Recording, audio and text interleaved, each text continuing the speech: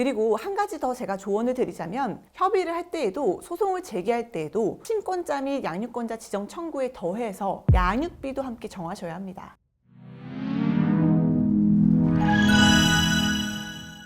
안녕하세요. 저협하는 남편 이혼 전문 안소연 변호사입니다. 오늘은 사실혼 상태에서 자녀를 낳아 기르다가 협의로 사실혼이 해소되거나 갑작스럽게 당사자가 사망하여 사실혼이 해소된 경우 자녀의 양육권자를 정하는 방안에 대해서 이야기해 보려고 하는데요. 제가 이혼 상담으로 만나고 실제 체감하기로는 과거보다 혼인신고를 하지 않는 부부들이 늘어났습니다. 자녀를 출산하기 직전까지 혼인신고를 미루는 부부들은 예전에도 많았는데 자녀를 낳고도 혼인신고를 하지 않고 사실혼 상태로 살아가시는 분들도 꽤 많이 뵙고 있어요.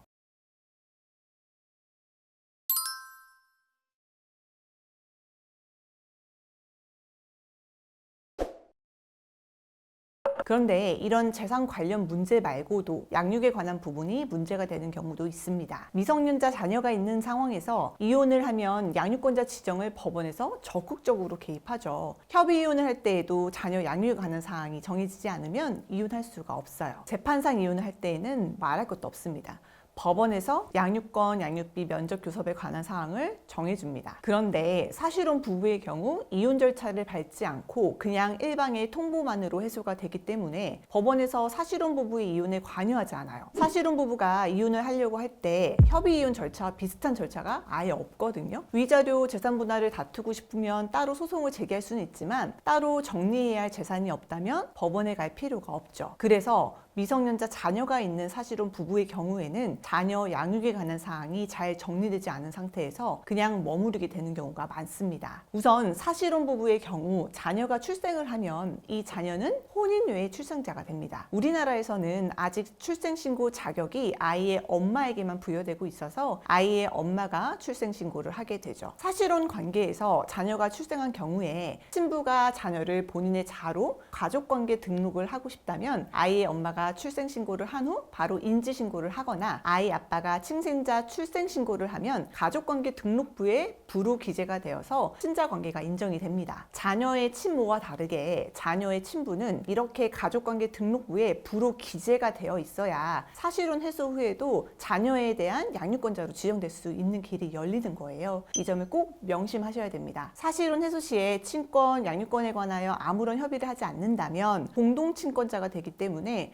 여권 발급, 전학 등 여러 사항을 같이 결정해야 하는 불편함이 생길 수 있습니다. 따라서 친권, 양육권에 대한 협의를 가능한 사실혼 해소 시에 잘 마무리 지셔야 합니다. 부부가 협의하여 친권자와 양육권자를 지정을 하고 이를 문서로 작성해 놓는 것이 좋겠죠. 만약 당사자 간 협의가 되지 않는다면 법원에 친권자 및 양육권자 지정 청구를 할 수 있어요. 그리고 한 가지 더 제가 조언을 드리자면 협의를 할 때에도 소송을 제기할 때에도 친권자 및 양육권자 지정 청구에 더해서 양육비도 함께 정하셔야 합니다. 간혹 법원에 양육권자 지정 또는 변경 청구를 하시면서 양육비에 대해서는 따로 청구하지 않으셔서 수년 후에 다시 양육비 청구 소송을 따로 제기하시는 경우들이 있으시거든요. 소송이 수개월 걸리고 비용도 무시할 수가 없으니 무조건 한 번에 끝내시는 게 좋겠죠. 그리고 간혹 당사자 사망으로 인하여 사실혼 해소가 되는 경우가 있는데요. 친부가 사망하는 경우에는 크게 문제되는 경우가 없지만 친부가 인지되지 않은 상황에서 친부가 사망하는 경우에는 친부가 당황하게 되는데요.